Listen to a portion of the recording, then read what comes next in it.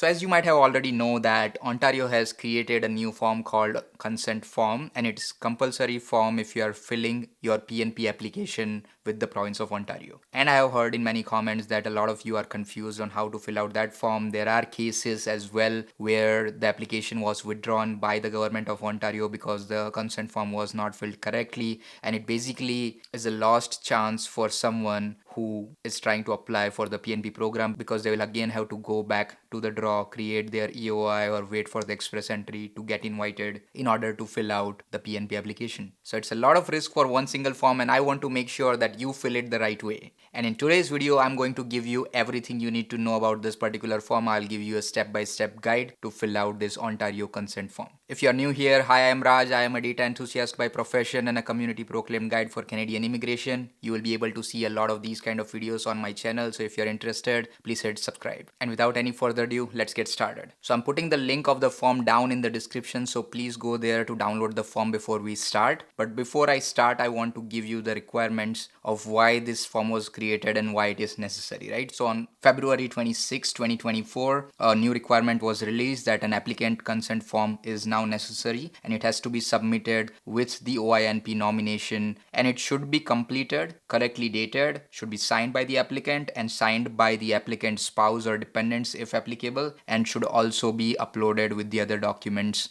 in the application as a part of the application. If the form is not completed correctly, your application will be returned as incomplete and your fee will be refunded. So yes, they do refund the fees, but then you lose that chance of applying and you'll have to go back into the pool and don't have to worry about the representative. And for those people who were previously filling out the attestation form with your expression of interest, now you don't need that anymore, right? So this is the only form that you need to fill up. No attestation form, applicant consent form is the only way to go. Okay, you can fill up the applicant consent form in both English and French, but I'm filling out in English, and please follow it in French if someone wants to fill it in French. Okay, so now let's take a look at the Ontario applicant consent form. It's super easy, but still a lot of people are making mistakes, so please follow it accordingly. It should be a very short process. Please make sure that the form must be dated after you have received the notification of interest or invitation to apply through the express entry system or the expression of interest system.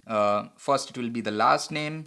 Then it will be the first name. If you have any middle name, you can put that. That will be the date of birth, your personal telephone number, your personal email address. Now this file number is not actually your express entry file number or your expression of interest file number. This file number is your OINP PNP application file number. Okay, for this particular file number, please log in into your My Ontario account, and where you see your application right there, here you will have to use this particular number and put it down here. So for example, I'm putting it whatever it is, and that's it. And then here you'll have to provide the name of the stream through which you are getting invited. So let's say I'm invited through human capital priority stream. Okay, it could be totally the international student stream or foreign workers stream or foreign skills trade stream.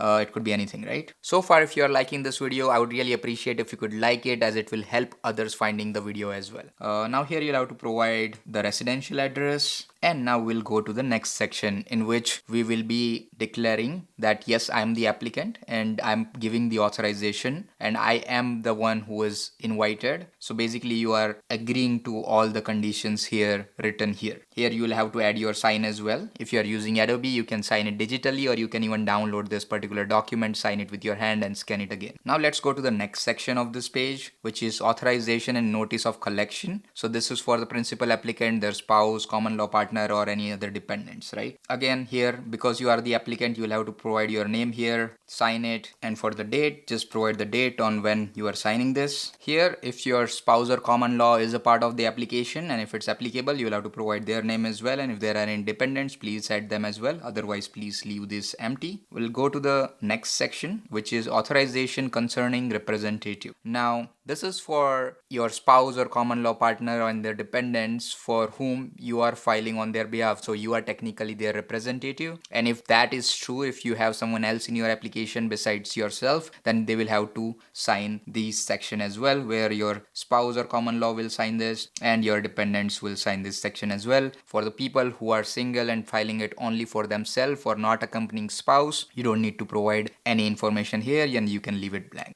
Now in the next section, it's about authorization concerning taxpayer information. Now, this is something where a lot of people miss out, they don't sign it, and this is also applicable for the people who are not inside Canada and outside Canada, and they think that this might not be needed. So, in any cases, you will have to sign this because basically you are authorizing the CRA to disclose your taxpayer information to the official, which means that if you have any information of yourself with CRA, then they will be able to disclose it with the Ontario. And if you do not have it, then it will not show in the application. But only if you give them the authorization, they will be able to go to CRA and check, hey, if this person exists in the system or not. So make sure to not miss out on this information. Provide the details and sign it according to the dates on which you are filling this up. Okay, so date accordingly, make sure, and then finally you can print this form, sign it, submit it, or you can just save this form and upload it accordingly. That's all for this particular form. I know it's very easy form, but a lot of people are making mistakes, so I wanted to make sure that you don't get your application withdrawn just because of this simple form. Okay, if you liked the video, I would really appreciate if you could like, subscribe and share it with the people in need, and I will see you in the next one.